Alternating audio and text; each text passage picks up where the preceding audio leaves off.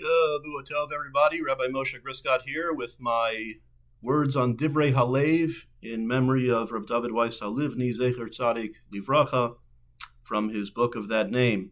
But first I begin with a confession, Es Chata'ai Ani Mazkir Hayom, as the Torah says. The first time I met Rav Halivni, I was a punk 11-year-old kid at my cousin Yaakov's bar mitzvah, and I have no memory of this, but my uncle Gershom tells me it's true, that me and my cousin Yoshua thought it would be funny to throw olives at Rav Halivni, which we did. Now, I didn't know at the time that this pious old Holocaust survivor also knew Shas Bal Peh, which means the Talmud by heart. But years later, I bumped into Rav Halivni at a wedding. I was more mature at the time. I think I was 18, and my father was there too to witness this. I sheepishly asked him for mechila, for forgiveness, and he just laughed it off and said he didn't even remember the incident. And he quickly changed the subject and said, "So, Nu, what are you learning?"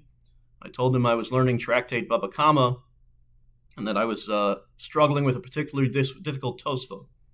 I told him the Tosfot, and he immediately said, "No, you have to look at the Maritz Chayas. He explains it."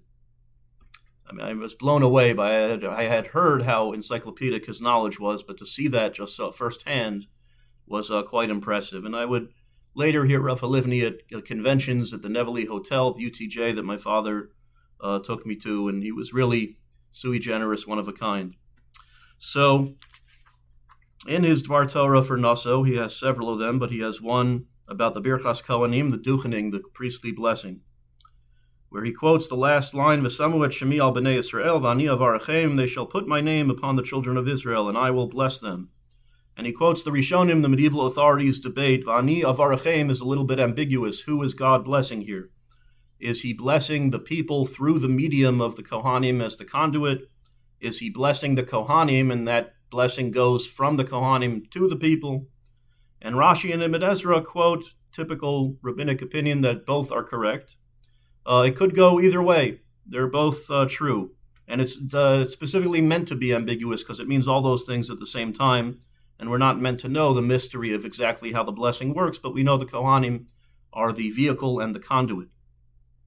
Rav Halivni then quotes the Talmud Yerushalmi about something that comes up every Shabbos in various different shuls. Every Yontif, depends when you're duchening at. Ashkenazim outside the land of Israel only duchen on Yontif.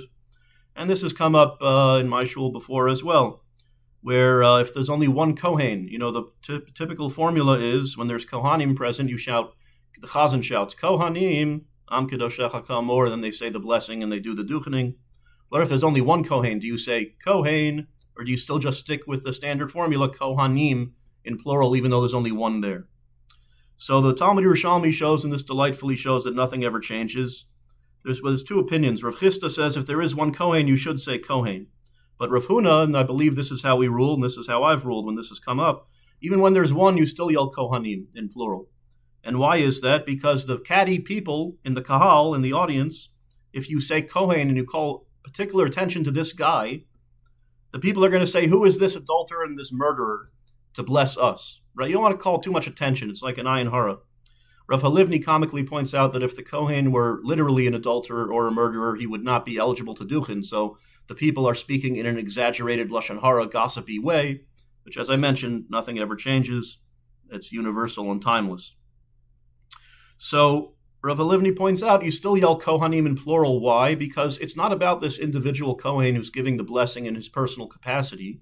He's still only giving it as a member of the tribe of the Kohanim. That's what you're appealing to. Even when it's just one person, he's representing the Kohanim. And it's not about his personal merit, but about his yichus, about his special lineage.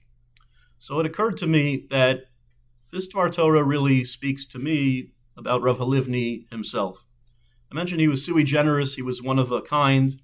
He didn't fit neatly into any tribe.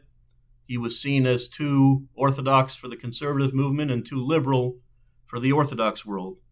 And so he really didn't represent a tribe of the orthodox or the conservative. He really was that individual Kohen whose authority came from his personal self, that he's just Rav Halivni. Lenny Bruce had a routine about Jews, if you're Jewish versus non-Jewish, and he said something like, if you're from New York City and you have a New York accent, you're Jewish even if you're not Jewish. I would say something similar about Rav Halivni. He had that old-fashioned European tom that made him so authentically frum regardless of how, quote, from the modern Orthodox world might have considered him to be. They don't make him like that anymore. His style, his accent, his manner of speaking, his soft-spokenness reminded me of my old Zaidi and all the pious people from that old world who are sadly no longer, mostly and for the most part, no longer with us.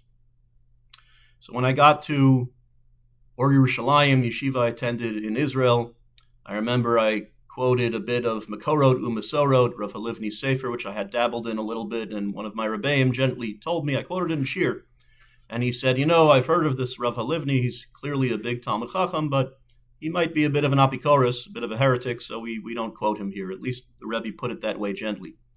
Then later, when I got to the Upper West Side, I would interact with JTS students, and I would talk to them about Halivni and Rav Halivni, and I would often hear, wow, that Rabbi Halivni, he was kind of way too orthodox for where we are now. So what do they say when you're driving on the highway? Anyone who goes 5 miles an hour faster than you is crazy. Anyone who goes 5 miles an hour slower than you is an idiot. That's where Rav Halivni sadly found himself. But for those of us who did revere him, not just in the UTJ world, but plenty of people in the conservative world and the Orthodox world and beyond, and for all of his students, Yehi Zichro Baruch, may his memory be for a blessing.